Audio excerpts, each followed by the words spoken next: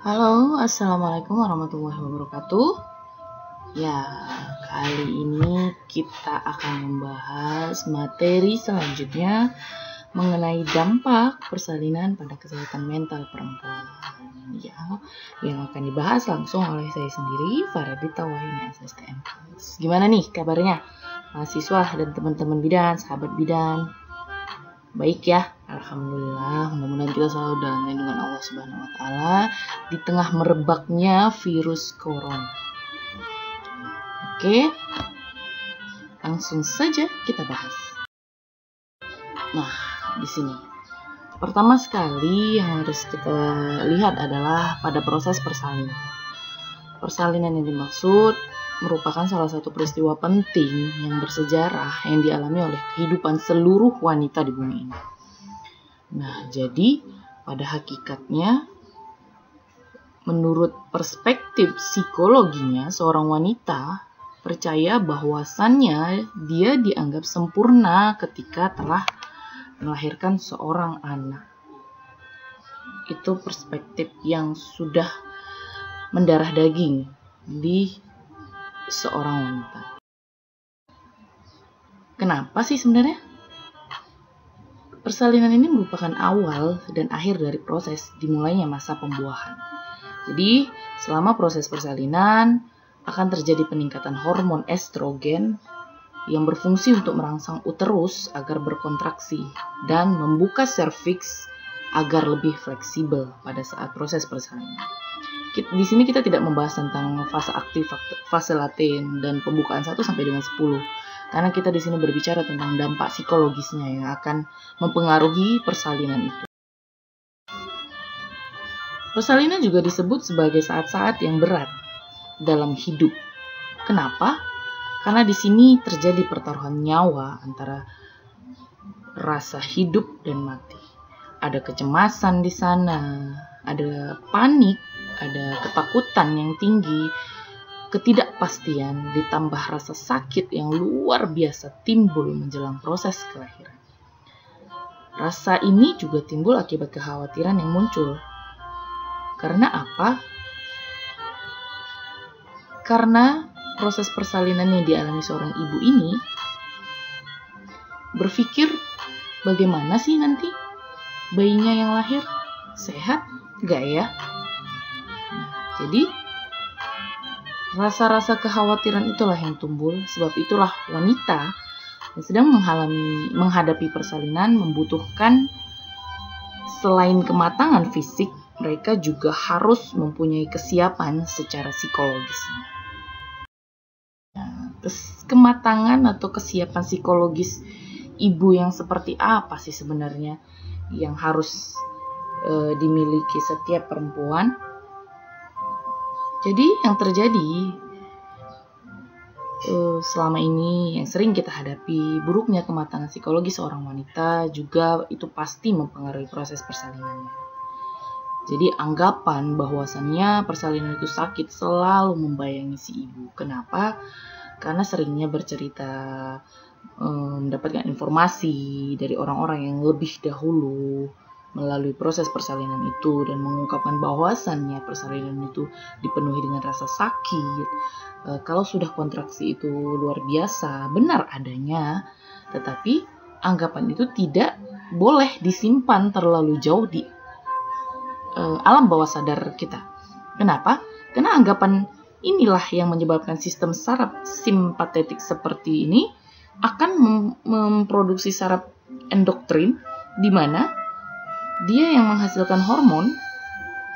Saraf endokrin ini, ya, dia yang menghasilkan hormon, dia yang merangsang hormon untuk keluar dan membuat kebanyakan ibu hamil yang sedang menuju proses persalinan ini akan mengalami emosional, mudah marah, tersinggung, sering melamun atau bahkan menangis.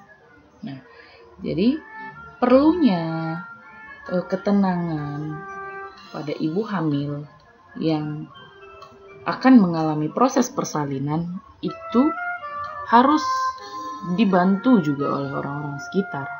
Dukungan moral dari suami dan keluarga itu yang menjadi hal utama terhadap kematangan psikologis ibu ini. Karena apa? Pandangan-pandangan ibu atas informasi yang diterimanya sebelumnya itu membuatnya menjadi khawatir berlebihan atas apa yang akan dialaminya. Jadi, berbagai pertanyaan yang ditimbulkan, apa saja yang boleh dilakukan, yang tidak boleh dilakukan, dan pengetahuan apa sebenarnya yang wajib diketahui ibu hamil. Dampak persalinan itu sendiri terhadap psikologis ibu, itu tadi yang sudah dibahas adalah kekhawatiran yang berlebihan. Nah, kekhawatiran yang dimaksud di sini adalah kekhawatiran di mana si ibu membayangkan jika bayi yang akan dilahirkan nanti akan mengalami cacat ataupun tidak lengkap secara jasmani atau rohani. Nah, itu kekhawatiran yang difikirkan oleh si ibu sehingga membuat proses persalinan itu tadi sedikit terganggu secara psikologisnya. Nah, hal-hal seperti itulah yang akan menimbulkan rasa mual, lelah, susah tidur, sesak nafas, dan berbagai gangguan lainnya yang dapat menambah ketegangan dan ketakutan yang dialami oleh si ibu menjelang proses persalinan. Nah, yang kedua di sini takut kehilangan nyawa. Beberapa ibu bersalin itu berpikir takut kehilangan nyawa ataupun takut mati ketika proses persalinan itu terjadi. Ya, karena pada deskripsinya sendiri adalah persalinan itu merupakan pertaruhan ya antara hidup dan mati. Jadi banyak wanita yang merasa takut meskipun persalinannya itu adalah normal. Jadi proses persalinan itu adalah proses yang wajar dan alami. Namun fakta ini tidak lantas membuat wanita membayangkan ketakutannya dan menjalani proses persalinannya itu dengan santai. Tidak, bahkan karena ketakutannya ini tadi, wanita itu berpikir akan mengalami kesakitan yang luar biasa. Nah, jika ketakutan-ketakutan itu muncul, dampaknya terhadap persalinan dan psikologis ibu akan sangat berbahaya, di mana ibu juga akan mengalami perdarahan bila stres berat hanya karena memikirkan proses ini tadi. Nah, sebab-sebab inilah yang muncul ketakutan yang berlebihan, atau bahkan bukan hanya untuk diri sendiri, tapi ketakutan akan calon bayinya yang dilahirkan nanti hidup atau tidak, gitu. Nah, yang kedua adalah trauma persalinan. Trauma persalinan ini berupa rasa ketakutan seorang ibu berpisah dengan bayinya. Wanita yang menjelang proses kelahiran mengalami rasa trauma untuk akan kelahiran bayinya kemudian terpisah dari ibunya. Nah, mungkin ini jarang terjadi, tapi bisa saja dialami oleh seorang ibu yang mengalami trauma akan kelahiran. Misalnya, dia pernah melahirkan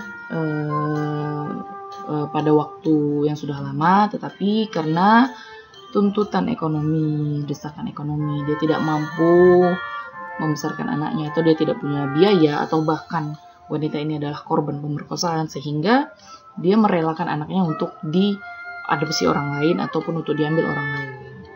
Ketika dia melakukan persalinan yang kedua, hamil anak kedua, atau bersalin yang kedua, akan timbul kembali trauma persalinan tersebut. Nah, memang hal ini tidak berpengaruh kepada semua wanita, hanya beberapa saja yang mungkin mengalaminya. Itulah dia makanya ada trauma akan kelahiran. Bukan trauma jalan lahir, itu berbeda ya. Selanjutnya ada perasaan bersalah. Nah, berkaitan dengan faktor psikologis terhadap persalinan yang kedua, yaitu takut akan mati. Nah, rasa bersalah ini juga yang mempengaruhi ketakutan akan mati tersebut. Jadi, wanita yang sedang menuju persalinan sering merasa dikejar-kejar oleh rasa bersalah. Kenapa? Karena untuk menghindari perasaan bersalah ini, biasanya wanita akan lebih suka dan yakin jika menjelang proses persalinannya, dia didampingi oleh orang-orang terdekatnya, suami, ibu, bahkan orang-orang keluarga yang mendukung untuk memberikan ketenangan dan mengurangi rasa bersalah yang dialami oleh seorang wanita tersebut. Lanjut pada kecemasan. Kecemasan adalah faktor psikologis yang menunjuk sebuah perasaan dan keadaan emosional yang dimiliki oleh seorang wanita ketika akan menghadapi atau menjalani kehidupannya. Jadi kecemasan yang dihadapi seorang ibu ini adalah hampir sama dengan kekhawatiran akan bayangan-bayangan persalinan, rasa sakit, kehidupan bayi, nyawanya, dan lain sebagainya yang terus membayangi sehingga menimbulkan rasa cemas.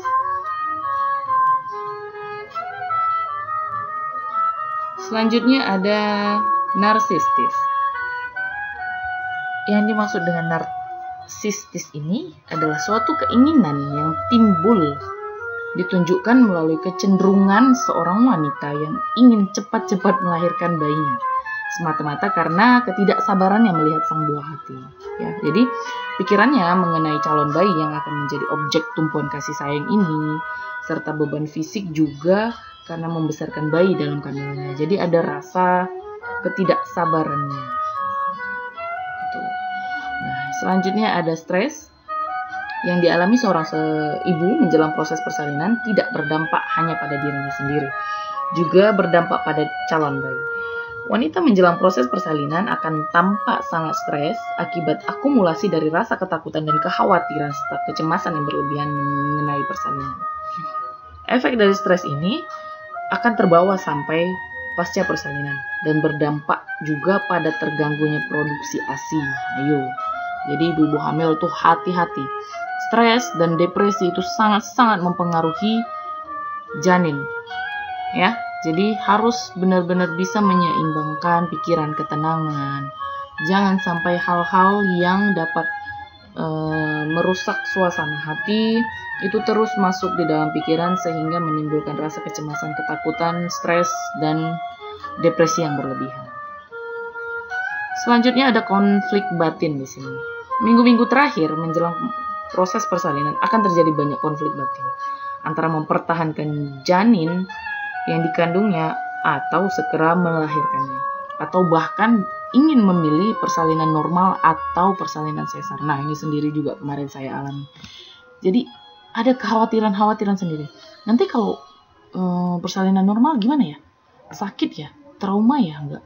Nanti vaginanya gimana ya? Atau nanti kalau operasi sesar itu pemulihannya lebih lama enggak ya? Itu nanti, nah itu kekhawatiran konflik batin yang sebenarnya hal yang ingin dilakukan wanita itu agar janinnya itu cepat keluar dengan baik dan sehat. Gitu. Jadi wanita ini akan terdorong untuk mempercepat gitu persalinannya atau bahkan ingin memperlambat persalinannya, walaupun sebenarnya tidak semua wanita mengalami fase ini. Tidak ya. Jadi, nah selanjutnya ada sedih sekaligus bahagia. Semua orang tahu bahwa persalinan adalah peristiwa terhebat yang dialami oleh seorang wanita tangguh di dunia ini. Kita bisa merasakan dua sisi perasaan yang berlawanan saat menjalani persalinan. Ada rasa sedih tetapi bahagia. Nah, inilah merupakan puncak dari semua faktor psikologis terhadap persalinan. Seorang wanita yang berada dalam masa menjelang persalinan memang akan dibarengi dengan rasa sedih akibat rasa sakit yang luar biasa, ditambah rasa takut, khawatir, cemas. Namun, di suatu sisi juga mereka akan merasakan kebahagiaan yang amat dalam karena akan segera mendapatkan buah hatinya. Jadi, kesedihan dan sekaligus kebahagiaan itu pasti akan terpancar oleh seorang ibu yang telah melahirkan anaknya dengan selamat, sehat, tanpa kurang satu apapun. Lalu, masih juga menjadi perhatian karena kesehatan mental belum jadi prioritas di banyak negara berkembang, bahkan Indonesia sendiri. Kenapa? Karena program kesehatan yang diluncurkan oleh pemerintah lebih terfokus pada kematian ibu dan bayi. Itu masih menjadi perhatian sampai dengan saat ini. Nah, ini sebenarnya bisa dipahami Karena pemerintahan Indonesia itu masih menghadapi tantangan besar untuk menurunkan angka kematian ibu yang 305 per 100.000 kelahiran hidup. Juga kematian bayi yang 24 per 1.000 kelahiran hidup. Yang saat ini masih cukup tinggi di antara negara-negara Asia Tenggara lainnya. Makanya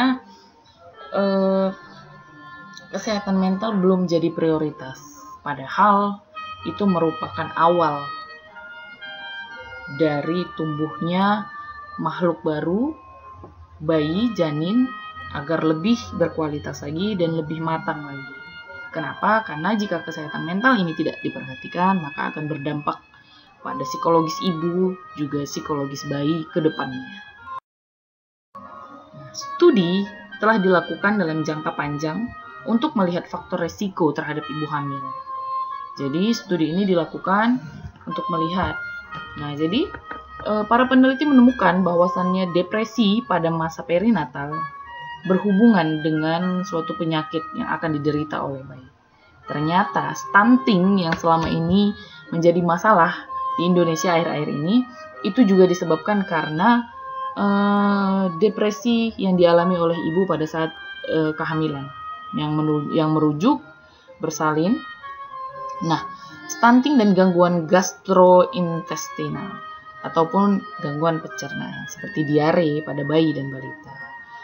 Bila ini tidak ditangani dengan tepat, bila tidak segera dilakukan pengobatan terhadap dokter ataupun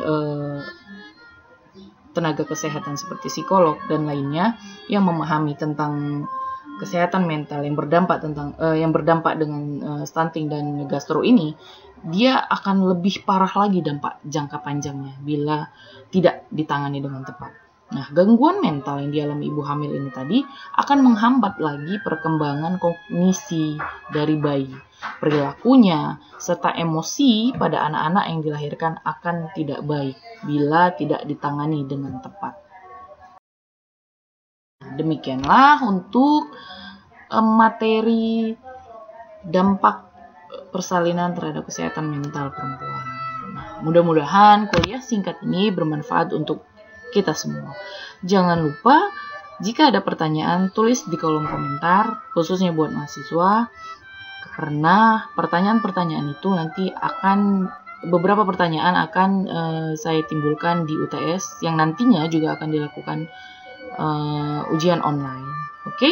Jangan lupa subscribe, like, dan aktifkan tombol lonceng di bawah ini agar terus dapat informasi terbaru perihal kesehatan dan kebidanan dari saya.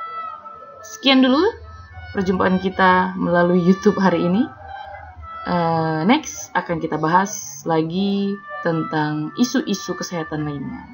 Assalamualaikum warahmatullahi wabarakatuh.